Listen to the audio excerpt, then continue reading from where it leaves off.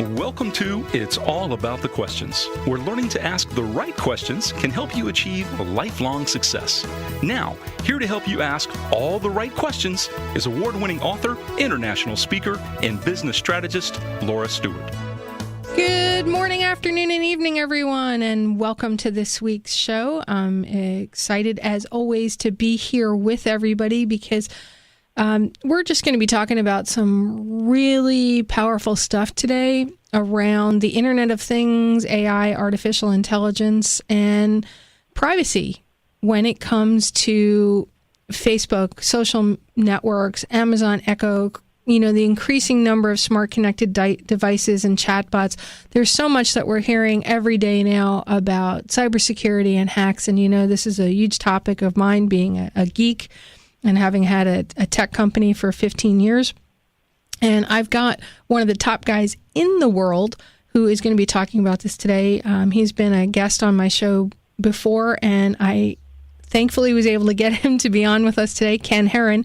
He's the Chief Marketing Officer for Singapore-based Unified AI company, I cannot speak this morning, Unified Inbox. He was recently named one of 2018's 30 most creative corporate leaders to watch. He's a top-ranked global IoT and AI leader by more companies than I can count. And he's currently, and I think he should be number one, but he's currently the number 2 Chief Marketing Officer globally on Twitter. His handle is @KenHerron. Ken, welcome back to the show. Thank you. I'm thrilled to be here, Laura. Me too. I always love our conversations because I have notes everywhere like, oh, wait, I need to do this. Oh, wait, I need to do this. Oh, I shouldn't be doing that. Those are the ones you have to watch out for. Yeah, the shouldn't be doing thing. So I want to dive right in. I mean, you're international in terms of the work that you're doing and the companies you're dealing with. And there's so much going on right now. Let's start by talking about what's the elephant in the room, Facebook, and everything that's happening with it lately. Let's start there, the launching network. What do we need to be talking about? What does privacy even mean to us anymore? It has changed. It used to be our personal information, your name, your financial details, your credit card information. Now, from a marketing perspective, in full confession, I am a marketing guy, so this is important. This is how we reach our customers. It's now as much the behaviors you exhibit on Facebook as it is the actual information you have in your account. Okay, say that one more time because I think it's really important for people to understand that distinction. So let's say that you visit certain websites, you talk about certain things, you like certain content on Facebook. By doing that, you are letting marketers know an incredible amount of information about who you are, what your beliefs are, and what your interests are.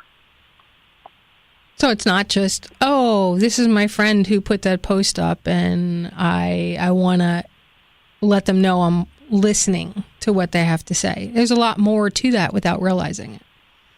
It's incredible that the more you use Facebook, the better they understand you to be able to profile you, whether it's into what we consider a traditional marketing demographic or one of the millions of unique marketing demographics, thanks to all the new technology, that there's now a marketing demographic of one, which is Laura Stewart. And the better they understand you, anyone who has used Facebook has had one of those creepy moments where, oh, how did they know that? Or I was just thinking that. Well, you weren't actually just thinking that. Your behavior online told them what you were interested in, and they're now serving up content to meet that need. And it's not just things that I might have clicked on in Facebook. I've noticed several times it was something I might have been Googling to consider purchasing something. All of a sudden, an ad will pop up on Facebook for that. Well, let me ask the very rude question, and I know the answer, but I have to ask it anyway. To your listeners who use Facebook, when was the last time, if ever, you read the terms and conditions? You actually read the privacy agreement to understand what you were allowing by clicking that little checkbox, what you were allowing Facebook to do. I can say for myself, it's been a couple of years since I read it. But I'm unusual in that I actually read it. And you are unusual. Most people do not. So it all starts with, you agreed to this, and I'm trying to say that in as pleasant a way as I can. You have agreed to something. Most of us have not thoroughly read it, or to be fair, understood it, even if we have. So I'd like to start off with sharing a tool with people. It's called PRIBot.org. It is a free tool. It is an artificial intelligence tool, and what it does is it helps you to understand privacy agreements. It helps you to understand these terms and conditions by breaking them down into language the rest of us can understand. And it doesn't just work for Facebook. It works for anything that people want you to sign online with a T&C. But at the end of the day, if you decide, well, I don't like this, your only option is, okay, I can't use Facebook, I can't use Twitter, I can't use WhatsApp. That's correct. You can't go, oh, well, if you take this line out. They're not going to negotiate with you and say, oh, for you, Laura, we'll do this. But it does give you the option, and this is Facebook as well as the other sites, that if you feel I have to use this tool for my business, I can't really conduct business or generate leads without it, it is worthwhile then to go into the privacy settings, and they all have them, and to go through one by one and to customize them, to optimize them for what you are comfortable or not comfortable with, because they do allow that. Are there certain things that you highly recommend somebody go in and lock off? It's very personal. What's right for one person is different for another, so it's kind of like telling someone they should like or not like broccoli. You really can't answer that question for other people, but I can share. Okay, I had broccoli for dinner last night. There you go. And someone who doesn't like broccoli, there's going to be no convincing them that they should. Right. There are people who lock it up tight, that if there is a restriction, if there is a permission, they withdraw it all. So they keep it locked up tighter than a drum, and that works for them. There are others that say, hey, I want the full experience. I want to benefit from Facebook's algorithms. And often this is an age demographic issue. We find that the younger the person, the less concerned they are about privacy and sharing things online. That's not a surprise to you, I'm sure. So it really depends on the person. My recommendation is to take those few minutes to read through the options and to consciously choose what you feel comfortable with. Okay. I know for me, recently, I switched just because of everything that's happening. All my Facebook posts used to be public. It just used to go out to everywhere. And I just switched it over to friends for the moment, because I started noticing that I'm getting a lot of requests from people that are very sketchy. So I'm that are not valid business contacts, yes. Yeah, and the pictures don't match the names. There's nothing in their profile. I mean, I had a request for a friend request from somebody that, and Facebook didn't even exist back then. It said that there was the last post that they had put was from 1972. Yeah, probably not someone you want to connect with. No. I equate it to junk mail. I open my mailbox every day, and there's all sorts of junk mail, unsolicited. Someone has sold my name. I've gotten on a list somewhere. And I get all sorts of paper mail offers. I throw them away. I don't have to open them. I don't have to read them. They don't even have to make it up the stairs. They simply get recycled right then and there. Unfortunately, our online experience, whether it's email or social media, we now have just as much, if not more so, we have the same amount of junk mail. But yet, here's what I've noticed, and response I get from my listeners, they don't look at these things as junk mail in Facebook. They're like, oh, somebody wants to be friends with me. I have to click. Or somebody sent me a message in Messenger. Oh, let me click on that link that a supposed friend sent me. Yeah, not good. I'm trying to think of what are the strongest ways I can tell people Do not accept candy from strangers. All of our parents told us talking to strangers is not always a good thing. In this case, if you don't recognize the person, ignore them. And even if you do recognize the person, because people do get hacked, be very, very cautious.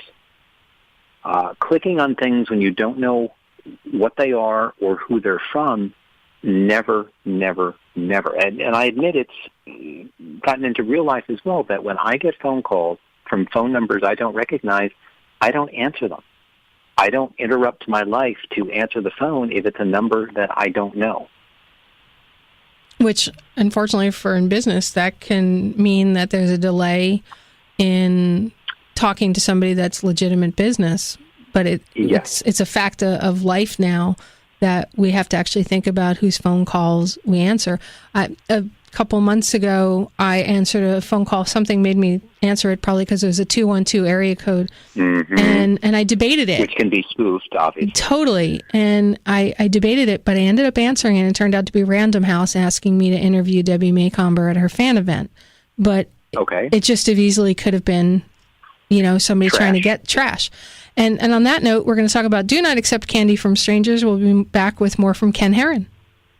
Okay, Ken, so we left off saying do not accept candy from strangers, talking about all of these messages that come in on Facebook Messenger that pop up on your feed in Facebook. What are some other things that we need to be thinking around social networks, privacy, the Internet of Things? I know it's so big. It is. And there's so many different devices that are out there. Many people are buying smart devices for their homes. Maybe and define a smart device. Yes, I'll try to use English. So many of us have heard the term the Internet of Things, or IoT. What that means is that a powered product, could be a light, could be your oven, could be a thermostat, is now connected to the Internet. When an appliance or a device is connected to the Internet, you now have the ability to talk to it. And this is what my company does. We create software that allows people to talk to their products without a mobile app or without an Amazon Echo. You just speak directly to it. So when the product is connected, you now have the ability to control it. You can tell it to turn on, to turn off. You can control its settings. So if it's a fan that is now smart, that is now connected, you can turn it on and set the speed to high, medium, or low. You can also have the device talk to you to give an alert. So one example is this. You've seen the Roomba vacuum cleaner, the little automated vacuum cleaner that will go through your home when you're not there or when you are there. Well, they tend to get stuck every so often. I've rescued mine from stairs multiple times. So it can now let you know, hey, Ken, I'm stuck again.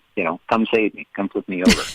So does it tell you when there's a cat riding on it, too? Because I've seen that video of the cat riding on top of the Roomba. It does not tell me when someone is sitting on it, but it would not surprise me. The state of the art, when I went to the Consumer Electronics Show in Vegas this year in January, what products can now do, because last year the big trend was that products were smart. They were connected to the Internet.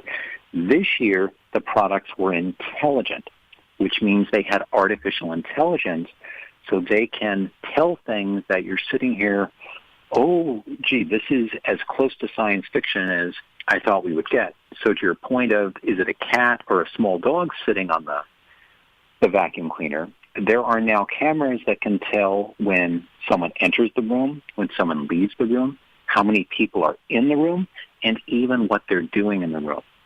So we work with airports, and these use these cameras to look at crowds and find the one person who is acting oddly in a group of people at an airport. So that's the artificial intelligence, and then the connectedness that allows the camera to actually send you a message saying, hey, I'm looking at this person, Laura, and she's not acting well. You may want to go check her out and see what she's up to. But that opens up so many questions of privacy. You don't sign an agreement when you walk into an airport or a restaurant or another location. I mean, somebody just found a hidden camera in a Starbucks bathroom.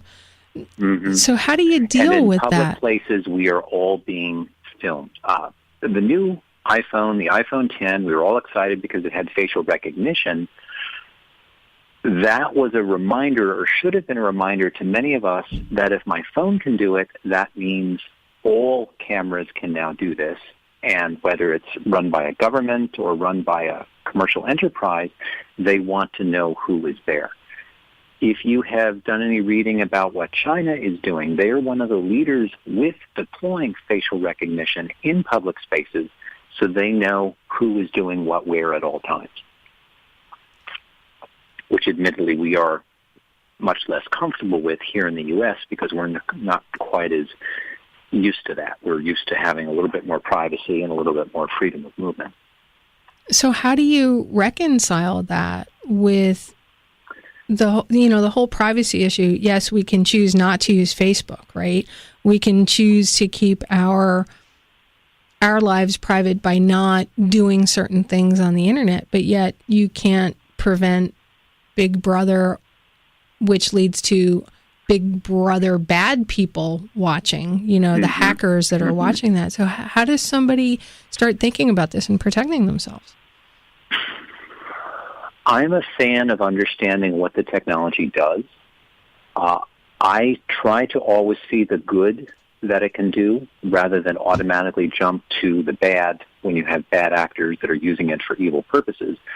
People have always misused technology, so the better you can understand what it does, the better you are able to make decisions for how you want to deal with it. But your question is valid, that if I'm now filmed every time I go into an airport for my security and other security, if I don't want to be filmed, if I'm a gangster or just someone who is a private person, maybe I spend less time in airports. Or I wear a hat and sunglasses and the funny nose, so my whereabouts cannot be as easily tracked.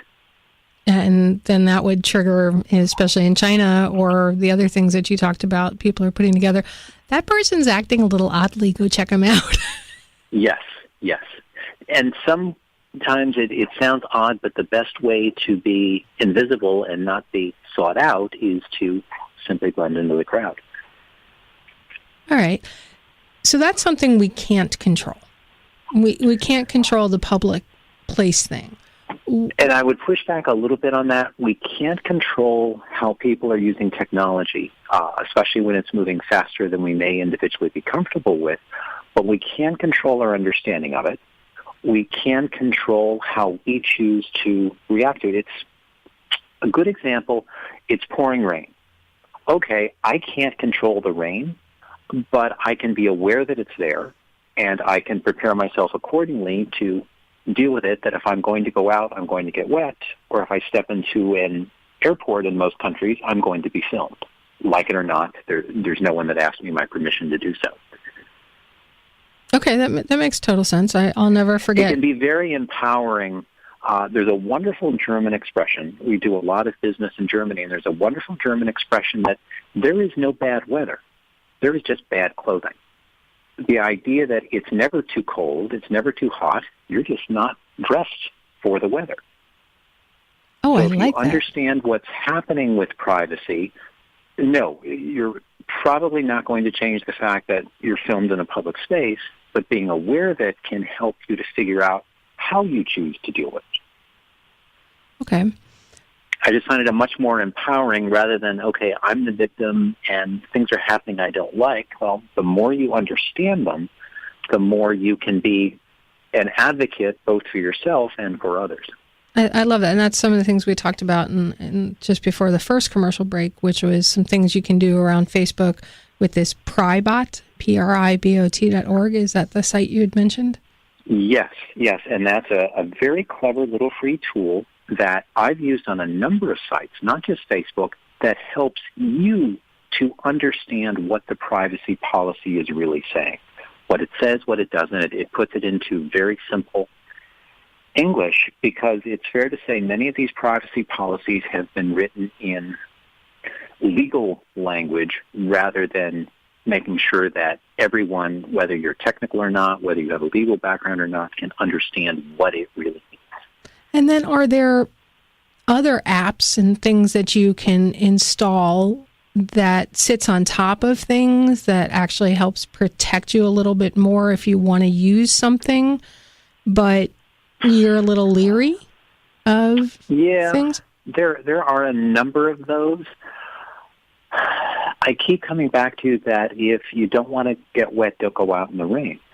That if you're really that concerned, or if you read through, you understand, and you don't like what Facebook or any other site is doing, and you've gone through the settings and they're just not working for you, then maybe it's time to say that's not something you choose to participate in. Maybe it's time to say Alvida then, trying to keep with the German theme. There are alternatives. Okay. And I realize Facebook has a very important part in many people's lives and many people's businesses. And we're going to hold that thought. You can finish that thought when we come back from the national news. We'll be right back with more from Ken Herron. Welcome back, everyone. If you're just joining us in the second half of the show, I am here with my good friend and brilliant man, Ken Herron, the Chief Marketing Officer for Unified Inbox, number 2 Chief Marketing Officer globally on Twitter. He is a top-ranked global IoT and AI leader and a 30 most creative corporate leaders to watch. But beyond that, this guy is totally brilliant when it comes to the Internet things and AI and what you need to be thinking about. And Ken, before the national news break, we were talking about the whole idea of what do you touch, what don't you touch, and I'd like to jump into this whole connected home conversation. You alluded to it in the first half of the show. You talked about how Unified Inbox, the company that you're with, they talk directly to the connected devices, like your TVs, your thermostats, your phones, whatever, your refrigerator, versus using an Alexa or an Amazon Echo or something like that to connect. What is the difference, and why would somebody want to do that? The very simple benefit is that we get tired of all the new apps. And it's not just the nuisance to find it, to download it, and to upload it, but I'll speak for myself. Each app works differently. So I'll give a very real-life example. I just bought a new refrigerator, a new oven, a new dishwasher, all made by the same manufacturer, which is unusual. And guess what? Each one has a different app. It works differently. It does different things. All I want to do is turn on the dishwasher. All I want to do is know when the dishwasher has finished, or if it's out of soap or detergent or something else. I no longer need an app to do that. And again, full disclosure, I'm the marketing guy. Of course, I'm going to tout our own solution, but it really is a breakthrough in the industry that I don't need a mobile app. I don't need to buy an Amazon Echo, a Google Home, or whatever next device will be coming down the road. I can simply talk in natural language, no commands to memorize. I can simply talk to my devices just as I talk to you by putting a smart contact in my phone. So if I look at Laura's phone, I see all of these people she knows, and I see all of the different ways that she can talk to them. She can text them, she can WhatsApp them, she can Facebook Messenger them.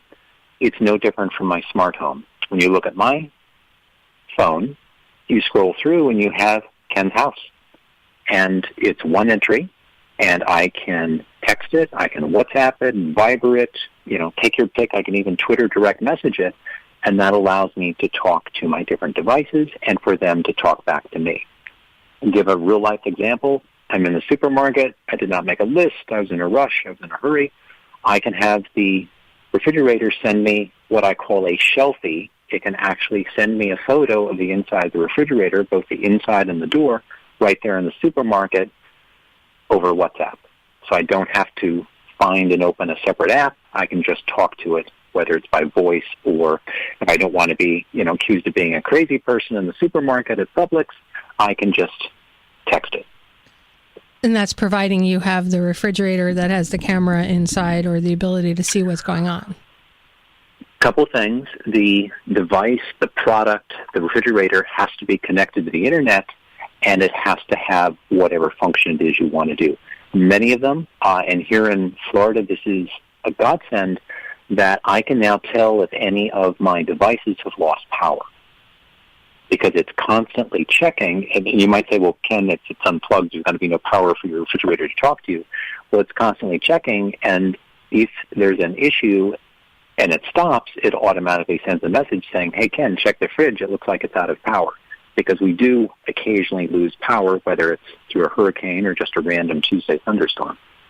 Right, I do know that during Hurricane Irma last year, I knew the moment the power went out at my house because I got an email that said the cameras I had been disconnected.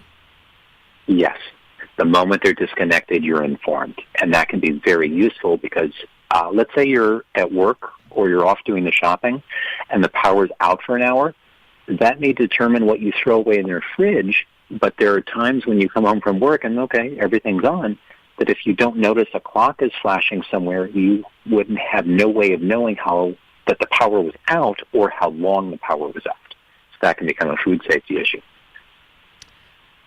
That's a really good point. Now, if we take it a step further from this whole connected home concept, the Amazon Echo, the Google Home devices have become ubiquitous. I've always loved that word.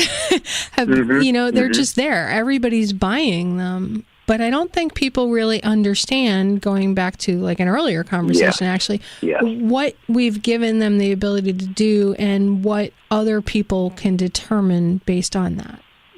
Can you discuss that a bit? What's really going on with those devices? 24/7. We know that, and this is not about conspiracy theory. This is just about what it can collect, and people who are fine with it, great. There are other people who aren't so fine with it. So it is listening to everything. That includes minor children. That includes if you're having a fight with someone, if you're having, romantic time with your partner, it's listening to everything. It's also listening to the background. So everything you play, mine happens to be, I do happen to have one. It's sitting right next to the TV. So it knows everything I watch on TV. It hears all music. It hears all movies. That's marketer's gold, but I may or may not want that level of detail shared with Amazon because we know Amazon uses that wonderful level of detail to sell me things. So is there any way to sort of lock that down? Most people don't even know you can do anything on an Amazon Echo other than turn it on.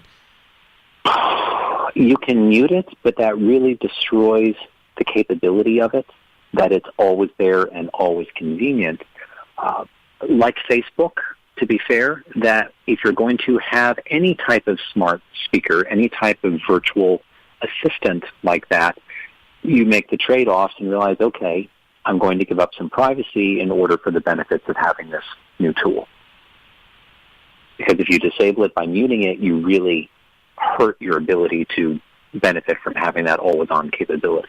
So there's no settings. I don't have an Amazon Echo. I'm still stuck in my tech geek days where I implemented security for companies. Mm-hmm. I can't bring myself to put one in my house. I have a hard enough time using Siri sometimes, but when I'm in the car and driving and I need to call somebody or do certain things, I use Siri.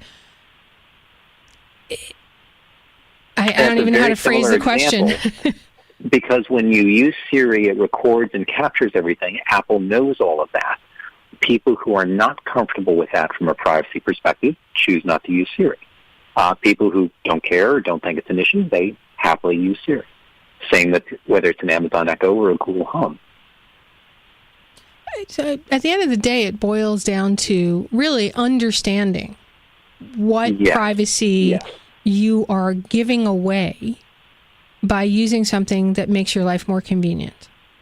And if you're okay with that trade-off. If you're okay with that, there's no issue, except for the occasional hacks. Anyone who has information, now this information can be, stolen or used for bad purpose.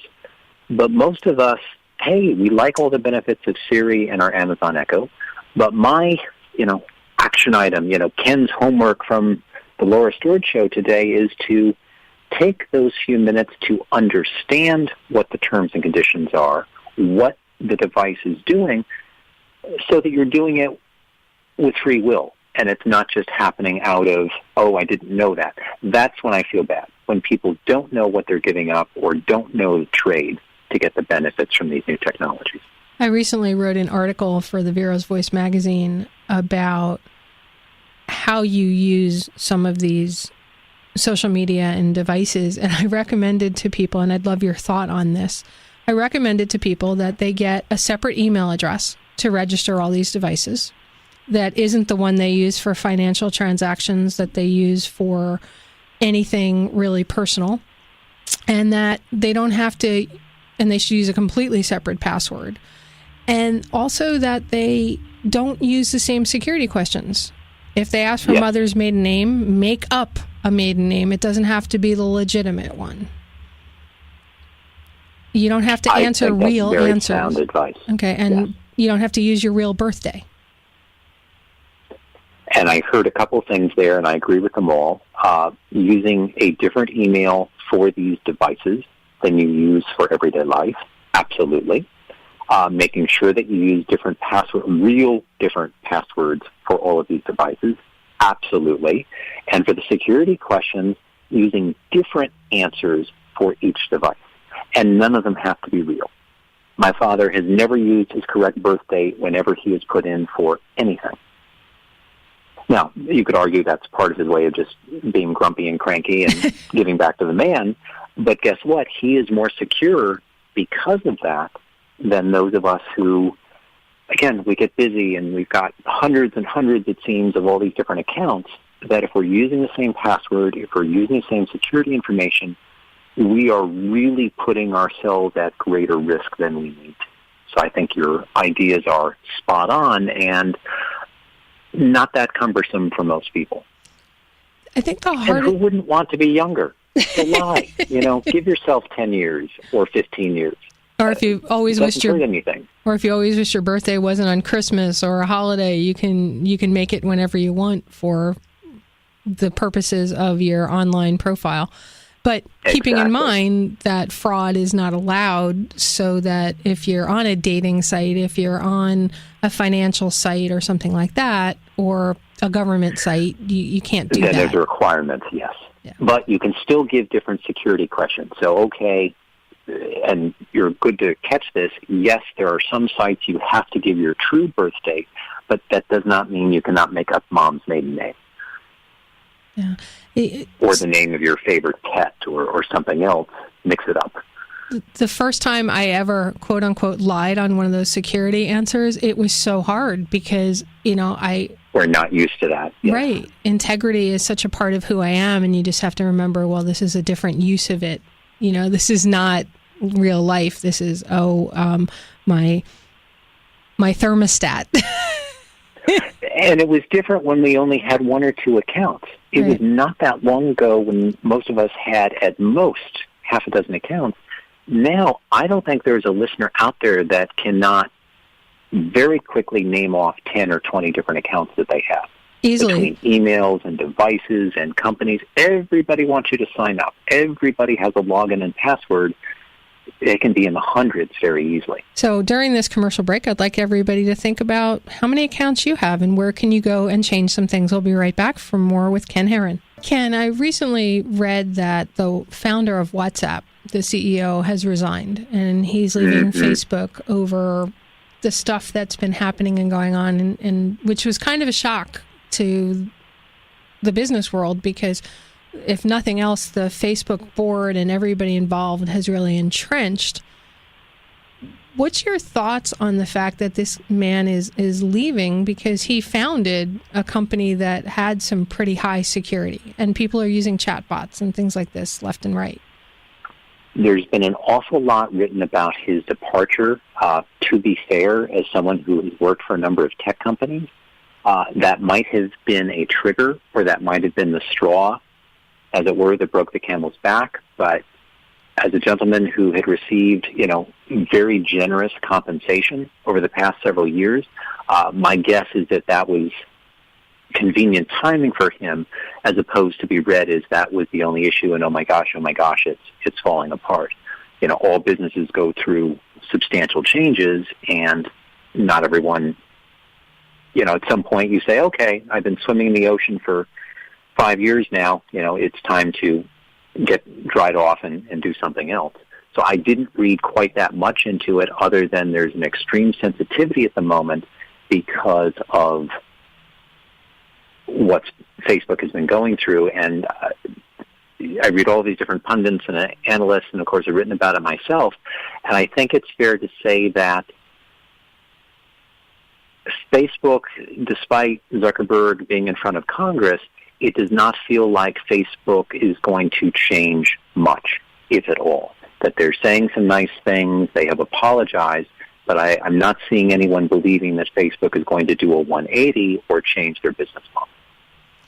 Do you think that the new legislation that's going into effect out of Germany and the European Union, the GDPR, is going to have any effect on new things going forward and existing stuff? And we may have to explain a little bit about what that means to people. The GDPR, it's the General Data Protection Regulation. It has come out of Europe, Germany specifically, and that is requiring companies to better protect their users' data.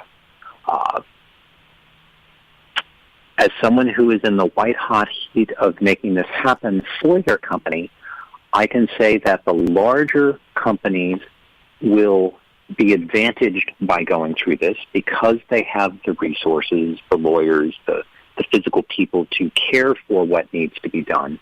The smaller companies, many of them will struggle a bit because this is just one more thing they have to do regulation-wise in order to stay in business. And if not, there are some pretty substantial fines and penalties that they will need to face. But to your question, how will this impact? It has the potential to improve things for users. For companies that have been a little sloppy or have gotten a little careless, this will now force them to have processes in place that will better care for their users' data. What I find fascinating about it is it feels like a throwback to the days and time where everything wasn't as connected. And I struggle with how you can prevent lawsuits from happening that really have no basis in reality against businesses that are doing their best to protect people while running their business. And also, if it's even something that can be done, I'm not really sure it can actually be implemented. It's like closing the door after the horse gets out, or whatever that phrase is. I can't think of the phrasing. Right. The way it's been written, it's not going to punish people for trying. It's going to encourage people to be aware of data protection, much more so than many have, and to make a best faith effort to be compliant. Okay. I think that's an important distinction. And right now it only fits for if you're doing business with somebody in Europe. Correct? It's a little broader than that, but if your company is not based in Europe, if you are not doing business with anyone who happens to be in Europe, this is something to be aware of because it can benefit you and give you a strategic advantage, but not something that you are legally required to care for at this point in time. The larger issue, though, Laura, is not about this one regulation coming out of Europe, but it's what are you doing if you run your own business? What are you doing to protect your users' data? Because let's look at the whole Facebook bit. We believe that there will be some kind of regulation coming out of the problems Facebook has had. That's not just going to be applied to Facebook, that's going to be applied to everyone. So whether it's this particular set of regulations or it's going to be some future set of regulations, it's never a bad idea to kind of say, hey, how do we care for our users' data, and are we in line with best practices? And if somebody, to the extent we can for the size of your business. I have a number of listeners that are beginning to start businesses as well. It's a great format, a great outline for the things that you should be considering starting your business doing. It actually makes it much easier because so many of these questions have been answered for us. Yeah, I love that. We're coming towards the end of the show. We only have like 3-4 minutes left, and I've gotten some emails and stuff. People want to make sure they know how to find out more about you. I know you have a podcast where you're constantly talking about these things, and you're always out on social media talking about these things. So how do people find you, and your last thought you want to make sure everybody leaves today thinking about? The best way for people to connect with me is on Twitter, @Ken Herron, KenHerron. And closing thoughts, it's okay to be a little bit of a geek, that if you're curious about these things, learn about them, because the more you learn, the more comfortable you will be, and that it empowers you to make the decisions that are best for you personally and for your business. All right. You being who you are with so much social media, do you ever feel like you need a digital detox? It would be like saying, I don't need air today, I don't need to breathe today. It's simply become part and parcel of what we do, that in order to be a modern business person in 2018, you need to have an online presence, and you care for that no differently than, I have to brush my teeth today. Okay, how do I share with my respective audiences today? Yeah, because that's who I know you to be. Is I can't imagine you ever being away from some sort of device to do something. But yet it's the new normal. It would be very hard not to be connected, not to have connectivity, both from a business and from a personal sense. I wake up every morning, I want to know the news, I want to know the weather. If I had to wait for a physical newspaper, it would drive me nuts. Is there a place that people can begin to understand these things more? I know we talked about pribot.org, but to Unified Inbox, I know that there's some really cool things that you guys are doing there, and you tweet about them a lot at Ken Herron, but some resources that they can constantly go back to help them with the questions we've posed today. There are some excellent writers for Wired magazine, so if that's not a website people follow or a blog that they follow, even the mainstream publications, the New Yorker, this has become mainstream. This used to be just for the geeks and the tech folks, and it really has become part and parcel of all of our lives as business people and as humans. That's great. I actually love both of those publications to do a lot of research and stuff like that. I always forget about Wired, which is funny considering I'm a geek, but I love it. And they have great writers. They really do, and they say journalism is dead, but it's not. It's just changed. The newspapers are still there. They're just online more than the physical paper part. So, Ken, I really want to thank you so much for being here with me today and sharing some amazing stuff with us. Thank you for having me. I really appreciate it. It's always a pleasure, because I always learn stuff. You should see all the notes I took today. And I know that Mr. B in the booth here, he's already asked about pribot.org, and I think he's already gone there at least once. He's shaking his head yes, because he's going to start doing some research on that. So we have so much great stuff to do, and I love the quote, there is no bad weather, just bad clothing, and we need to think about that when we're out there on the web, everybody. So remember, the right questions can change your life. What are you asking today? Have a great day, everyone.